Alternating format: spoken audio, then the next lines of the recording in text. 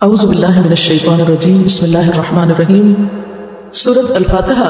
سب سے پہلے ہم لفظی ترجمے کو دیکھیں گے. اعوذ باللہ من الشیطان الرجیم بسم اللہ الرحمن الرحیم. بے ساتھ اسم نام اللہ اللہ کے نام کے ساتھ یا اللہ کے نام سے. الرحمن جو نہایت مہربان ہے، الرحیم بہت رحم کرنے والا ہے یا بار بار رحم کرنے والا ہے. الحمد سب تعریف للہ اللہ کے لیے ہے. رب العالمین تمام جہانوں کا جو تمام جہانوں کا رب ہے. الرحمن نہایت مہربان، الرحیم بہت رحم کرنے والا ہے. مالک ہے. یوم الدین کا یا بدلے کے دن کا. یوم دن، الدین جزا سزا یا بدلہ. ایاک صرف تیری ہی، نعبد ہم عبادت کرتے ہیں. اور ایاک صرف تجھ سے ہی، نستعین ہم مدد چاہتے ہیں یا مدد مانگتے ہیں. تفسیر. سورۃ الفاتحہ قرآن پاک کی سب سے پہلی سورت ہے اور اس سورت کی فضیلت میں کچھ احادیث بھی وارد ہوئی ہیں. حضرت عبداللہ بن عباس فرماتے ہیں کہ ایک دن جبریل علیہ السلام رسول اللہ صلی اللہ علیہ وسلم کے پاس بیٹھے ہوئے تھے، کیونکہ آپ کو معلوم ہے کہ جب وہ وحی لاتے تھے تو آپ کے پاس بیٹھتے تھے، کہ انہوں نے اپنے اوپر ایک زوردار آواز سنی. انہوں نے اپنا سر اٹھایا، پھر فرمایا یہ آسمان کا ایک دروازہ ہے جو آج سے پہلے کبھی نہیں کھلا. پھر فرمایا یہ ایک فرشتہ ہے جو آج سے پہلے زمین پر کبھی نہیں اترا. پھر اس فرشتے نے آپ صلی اللہ علیہ وسلم کو سلام کیا اور 2 نوروں کی خوشخبری دی اور کہا یہ 2 نور آپ ہی کو دیے جا رہے ہیں، آپ سے پہلے کسی نبی کو نہیں دیے گئے. ایک سورۃ الفاتحہ اور دوسرا سورۃ البقرہ کی آخری 2 آیات. آپ جب کبھی ان دونوں میں سے کوئی کلمہ تلاوت کریں، یعنی سورۃ فاتحہ پڑھیں یا سورۃ البقرہ کی آخری آیات پڑھیں، تو آپ کو طلب کردہ چیز ضرور عطا کی جائے گی، یعنی اس کے بعد دعا قبول ہوتی ہے. صحیح مسلم کی روایت ہے. اس سے پتہ چلتا ہے کہ سورۃ الفاتحہ کتنی عظیم سورت ہے اور اس کا پڑھنا کتنا بابرکت ہے. اور اللہ سبحانہ وتعالیٰ نے رسول اللہ صلی اللہ علیہ وسلم پر خاص انعام فرمایا اور آپ کو یہ سورت عطا فرمائی. قرآن پاک میں آتا ہے وَلَقَدْ آتَيْنَاكَ سَبْعًا مِنَ الْمَثَانِي وَالْقُرْآنِ الْعَظِيمِ، کہ ہم نے آپ کو 7 بار بار دہرائی جانے والی آیات عطا کی ہیں، اور اس سے مراد سورۃ الفاتحہ ہی ہے. ایک اور حدیث ہے جو بخاری کی ہے. آپ صلی اللہ علیہ وسلم فرماتے ہیں حضرت ابو سعید سے، یعنی اپنے ایک صحابی سے، آپ نے فرمایا میں تجھے قرآن کی ایک ایسی سورت بتلاؤں گا جو قرآن کی سب سورتوں سے بڑھ کر ہے، اور وہ ہے الحمدللہ رب العالمین، اور یہی ہے وہ 7 آیات جو بار بار دہرائی جاتی ہیں، اور قرآن عظیم جو مجھے دیا گیا. حضرت ابو ہریرہ رضی اللہ عنہ فرماتے ہیں کہ آپ صلی اللہ علیہ وسلم نے فرمایا سورت الحمد ہی القرآن الکتاب، اور دہرائی ہوئی 7 آیات ہیں. یہ ترمذی کی روایت ہے. کیا القرآن، کا کیا معنی ہوتا ہے؟ ماں، اور ماں سے مراد یہاں کیا ہے؟ یعنی اصل بنیاد.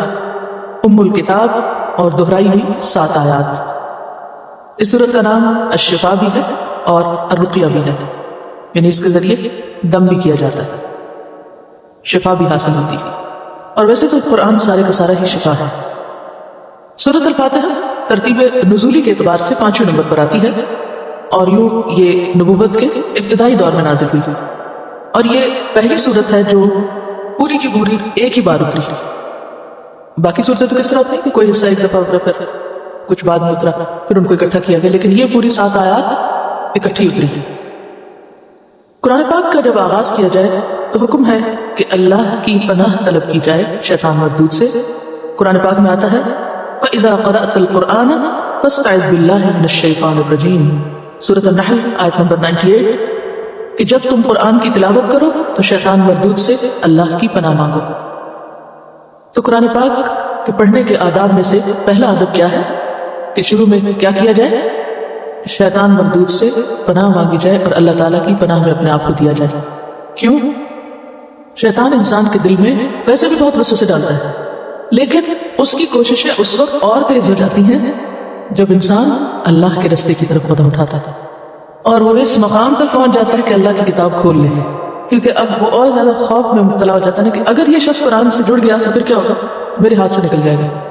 اور اگر قرآن اس کو سمجھ آ گیا، اس کے دل میں اتر گیا، تو پھر یہ میرے بس میں نہیں رہتے، کیونکہ اللہ تعالیٰ نے قرآن پاک میں فرمانا ہے ان عبادی لیس لک علیہم سلطان، جو میرے بندے بن جائیں گے، بے شک میرے بندے، ان پر تیرا کوئی زور نہیں چلے. تو وہ پورا زور لگاتا ہے کہ انسان قرآن پڑھ کر کے بھٹکے یا قرآن پڑھتے سمجھتے ہوئے بھی ادھر ادھر ہو جائے. یعنی وہ یہاں بھی جیسے نماز میں سب زیادہ وسوسے ڈالتا ہے، اسی طرح قرآن پڑھتے وقت بھی بہت وسوسے ڈالتا ہے.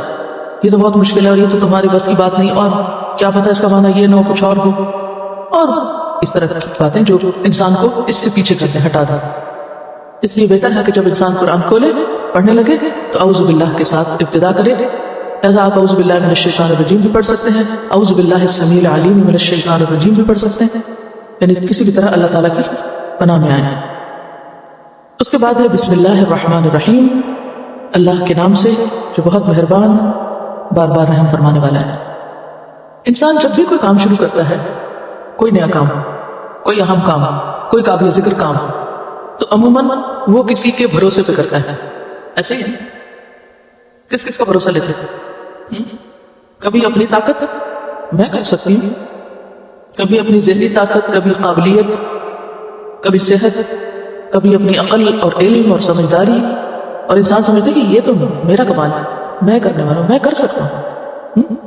یا پھر اپنے سے باہر کچھ اور چیزوں کا بھروسہ لیتا ہے، بچے کام آئیں گے، یا یہ میرا مال کام آئے گا، یا فلاں میرے دوست میرا ساتھ دیں گے، یا فلاں انسان میری مدد کرے گا. ایسے ہی ہوتا نا، کوئی اہم کام آپ کرنے لگے تو کیا خیال آتا ہے میرے پاس پیسے، میں کر سکتا ہوں، ہے مجھے اتنی سمجھ، میں خود یہ سیکھ سکتا ہوں. تو یہ اللہ میرے میں طاقت نہیں، تیرے بھروسے پہ کام کرنے جا رہے ہیں، تو کرائے گا، کیونکہ ہر چیز پر تیری رحمت چاہیے. میں تیری رحمت کی وجہ سے اس قابل ہوں گی کہ میں یہ کر سکوں، پڑھ سکوں یا پڑھا سکوں یا اس پر عمل کر سکوں. تو مومن کا طرز عمل کیا ہوتا ہے؟ کافر ہے تو شمشیر پہ کرتا ہے بھروسہ. وہ ایک عام شعر آپ نے پڑھا ہوگا نا کہ وہ اسباب پہ بھروسہ کرتے ہیں. ان میں اور آپ میں فرق کیا ہے؟ مومن اسباب اختیار کرتا ہے، بھروسہ نہیں کرتا. یہ ایک اندر ایک ایسا فرق آ جاتا ہے ایمان لانے کے بعد اور اللہ کے دین کی طرف آنے کے بعد کہ انسان حقیقی عاجزی اختیار کرتا ہے. ہر کمال اللہ کے لیے، ہر تعریف اللہ کے لیے، اور اپنی صرف کوشش. تو سب سے بہتر آغاز کسی بھی کام کے لیے کیا ہو سکتا ہے کہ انسان وہ کام کس طرح شروع کرے؟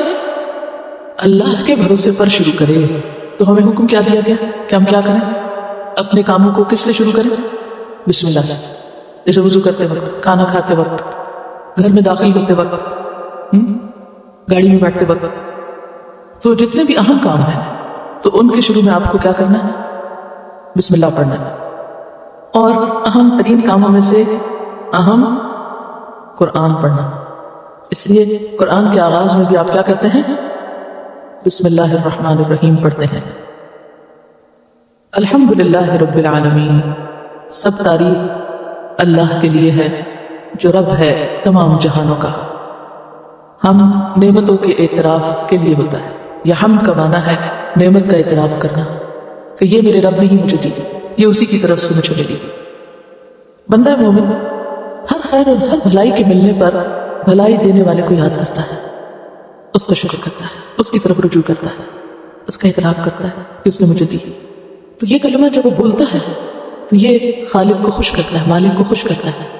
اسی لیے جب ایک دفعہ انسان دل سے، ایک کم زبانی تکرار ہم کرتے رہتے ہیں وہ بھی ٹھیک ہے، لیکن ایک دل سے کھانا کھاتا ہے یا پانی پیتا ہے یا کوئی بھی نعمت اس کو ملتی ہے جس سے وہ راحت اور سکون پاتا ہے یا خوشی ملتی ہے، چاہے وہ دیکھنے کی ہو، چاہے وہ کھانے کی ہو، چاہے وہ نیند جیسی نعمت ہو، تو وہ کیا کرتا ہے؟ فوراً اللہ کا شکر ادا کرتا ہے اور الحمدللہ کہتا ہے. تو جو شخص دل سے الحمدللہ کہتا ہے تو صحیح مسلم میں آتا ہے الحمدللہ تملأ المیزان، الحمدللہ کا کہنا میزان کو بھر دیتا ہے. یعنی اللہ کے نزدیک اتنا پسندیدہ کلمہ، ہم اس کو فار گرانٹیڈ لیتے ہیں. بھوک لگی ہے، کھانا ہے ہمارے پاس، کھا لیا بس ٹھیک ہے. تو پھر حق تو نہیں ادا کیا نا، شکر تو نہیں ادا کیا. نہیں، کتنے لوگ ایسے ہیں کہ جن کے پاس یہ سب کچھ نہیں ہے. اگر آپ کو اللہ نے دیا ہے، نوازا ہے، تو پھر دینے والے کا شکر ادا کرنا بھی لازم ہے. ترمذی کی روایت ہے الحمدللہ افضل الدعاء، الحمدللہ سب دعاؤں سے افضل ہے. یعنی جب آپ الحمدللہ کہتے ہیں تو اللہ کی رحمت کو اپنی طرف متوجہ کرتے ہیں. اسی طرح الحمدللہ مختصر ترین ہے، لیکن حمد کے اور بھی کئی طریقے اور انداز ہیں جو مختلف مقامات پر ان کا اظہار کیا گیا. مثلا بندہ مومن صبح اٹھتا ہے تو الحمدللہ سے آغاز کرتا ہے، کھاتا ہے پیتا ہے تو الحمدللہ پڑھتا ہے.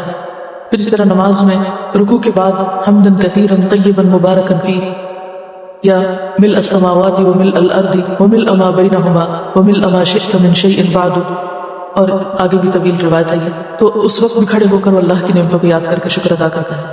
اسی طرح جب کوئی اس کی زندگی میں خاص نعمت آتی ہے تو وہ اپنے اپنے الفاظ میں اس کا اظہار کرتا ہے. وہ جو تھرل دل میں پیدا ہوتی ہے کسی نعمت کو دیکھ کر، تو اس کے بعد پھر بے ساختہ جو الفاظ زبان سے نکلتے ہیں وہ اللہ کے ہاں بہت ہی ویلیوبل یا قدر کیے گئے الفاظ ہوتے ہیں. اس لیے ہم دیکھتے ہیں کہ جب کسی شخص نے آپ صلی اللہ علیہ وسلم کے پیچھے نماز پڑھتے وقت رکوع سے اٹھ کر یہ کہا تھا تو آپ نے پوچھا تھا سلام پھیرنے کے بعد کہ یہ کس نے یہ کلمہ ادا کیا، کیونکہ میں نے دیکھا 30 سے زائد فرشتے لگ کے اس کلمے کو اٹھانے کے لیے. یعنی اتنی بڑی بات اس نے کہی، اور وہ کیا تھا؟ دراصل محبت کا اظہار تھا، اپنے جذبات کا اظہار تھا کہ یار اب تیرا شکر کیسے ادا کروں. کوئی اس کو نعمت یاد آئی ہوگی اللہ کی. الحمدللہ کہنا بہترین الفاظ میں اللہ کی نعمت کا شکر ادا کرنا ہے. تو الحمدللہ رب العالمین. اور یہاں پر رب العالمین کیوں کہا گیا کہ یار تو مجھے بھی دیتا ہے، اور تو پورے جہان کا پالنے والا ہے، سب کی نگہداشت کر رہا ہے، سب کو کھلا رہا ہے پلا رہا ہے. تیرا کس طرح شکر ادا کیا جائے. الرحمن الرحیم، بہت ہی مہربان ہے، بار بار رحم فرمانے والا ہے. وہ ہمیں نعمتیں دیتا ہے، ہم گناہ کرتے ہیں، وہ ہمیں پکڑتا نہیں. وہ ہمیں اتنا کچھ دیتا ہے جسے ہم گن نہیں سکتے، جس کو شمار نہیں کر سکتے، لیکن جواباً ہم شکر ادا نہیں بھی کرتے تو نعمتیں روکتا نہیں، وہ پھر بھی دیتا چلا جاتا ہے. یہ سب کچھ کیسے سے؟ اب دیکھنا، آپ کسی کے ساتھ احسان کریں وہ نہ مانے، پھر کریں وہ نہ مانے، تیسری دفعہ کریں وہ نہ مانے، پھر آپ کیا کرتے ہیں؟ کہتے بس بہت ہو گئی، کافی. لیکن اللہ تعالیٰ کتنی مخلوق اس کی ایسی ہے جو صرف لے رہی ہے اور جواب میں اس کا کچھ بھی شکر ادا نہیں کرتی، لیکن اس کے باوجود وہ اپنی نعمتیں عام کی ہوئے. تو یہ الرحمن اور الرحیم کے سوا کوئی نہیں کر سکتا. اور رحمان جو ہے یہ فعلان کے وزن پر مبالغہ کا صیغہ ہے، بہت زیادہ رحمت فرمانے والا. مالک یوم الدین، مالک ہے جزا سزا کے دن کا. جزا سزا کے دن سے مراد کیا؟ یوم الدین سے مراد قیامت کا دن ہے. اور اس کا وہ مالک ہے تو کیا تصور آتا ہے؟ قیامت کے دن کا مالک ہے. مالک، سارے ڈیسیژ اس کے ہاتھ میں، ہر چیز اس کے اختیار میں ہوگی، ہر چیز اس کی قدرت میں ہوگی، کمپلیٹلی وہ مالک ہے. سورۃ المؤمن میں آتا ہے یوم ہم بارزون لا یخفی علی اللہ منہم شیء لمن الملک اليوم للہ الواحد القہار اليوم تجزی کل نفس بما کسبت لا ظلم اليوم ان اللہ سریع الحساب. وہ دن جب سب لوگ بے پردہ ہوں گے، بغیر لباس کے اور بغیر کسی اوٹ کے سامنے جا کے کھڑے ہوں گے حشر کے دن. اللہ سے ان کی کوئی بات چھپی نہ ہوگی. بے پردہ صرف جسمانی اعتبار سے نہیں بلکہ اپنے اعمال کے اعتبار سے جو انہوں نے دنیا میں کیے. اس روز پکار کے پوچھا جائے گا آج بادشاہت کس کی، آج مالک کون ہے، آج بادشاہ کون ہے. تو سارا عالم پکار اٹھے گا للہ الواحد القہار، صرف ایک اللہ کی جو بہت زبردست ہے. پھر فرمایا آج ہر شخص کو اس کی کمائی کا بدلہ دے دیا جائے گا. وہ دن بدلے کا دن ہے جس کا وہ مالک ہے، اسی کی بادشاہت ہوگی اس دن، اور وہ ہر ایک کو اس کے کیے کا بدلہ دے گا. آج ہر متنفس کو اس کی کمائی کا بدلہ دیا جائے گا جو اس نے کی تھی. آج کسی پر کوئی ظلم نہ ہوگا، اور اللہ حساب لینے میں بہت تیز ہے، حساب لیتے اس کو دیر نہیں لگتی. آپ نے دنیا میں محسوس کیا ہوگا نا، بعض اوقات آپ کی زبان سے کوئی بات نکل جاتی ہے تو فوراً ہی پکڑا جاتی ہے، ہوتا ہے نا ایسے. ہم دعویٰ کرتے ہیں یہ کام تو میں کل ضروری کر لوں گی، یہ کیا مشکل ہے، یہ چیز تو ایسے ہے، اور پھر اللہ تعالیٰ بتاتا ہے کہ تم سمجھتے یہ سب تمہارا کمال ہے. تو مالک یوم الدین، مالک ہے روز جزا کا. ایاک نعبد و ایاک نستعین، اگر وہ مالک ہے اس دن کا تو پھر ہمیں بھی کیا کرنا چاہیے؟ صرف اس کے بن جانا چاہیے. اونلی یورس، کیونکہ مالک جو تو ہے، کوئی اور ہے نہیں کہ اس کے وفادار ہوں. صرف تیری ہم عبادت کرتے ہیں، صرف تیری. اور عبادت میں کیا؟ عاجزی اور محبت، کہ محبت کے ساتھ تیرے آگے جھکے ہوئے ہیں، تجھ سے ڈرتے بھی ہیں اور تیرے آگے سر رکھے ہیں. عبادت کی اعلیٰ ترین شکل کیا ہے؟ سجدہ، جس میں انسان واقعی عاجزی کا فزیکلی ثبوت دیتا ہے. سب سے چھوٹی شیپ ہو جاتی ہے بندے کی، اور انسان اپنا ناک اور اپنا ماتھا، جو دونوں انسان کی عزت کی علامت ہے، یہ زمین پہ ٹیک دیتا ہے اپنے رب کے حضور. اور یہ پیشانی صرف اسی کے آگے جھکنی چاہیے. یہ ناک صرف اسی کے آگے زمین پہ لگنا چاہیے. تو ایاک نعبد، صرف تیری ہم عبادت کرتے ہیں. وہ ایاک نستعین، صرف تجھ سے ہم مدد چاہتے ہیں. دنیا میں جو بھی ہماری مشکلات ہیں ان میں بھی تیری ہی مدد چاہیے، تیری بھروسے پہ ہم چل رہے ہیں. وآخر دعوانا ان الحمد للہ رب العالمین. سبحانک اللہم وبحمدک، اشہد ان لا الہ الا انت، استغفرک واتوب الیک. السلام علیکم ورحمۃ اللہ وبرکاتہ.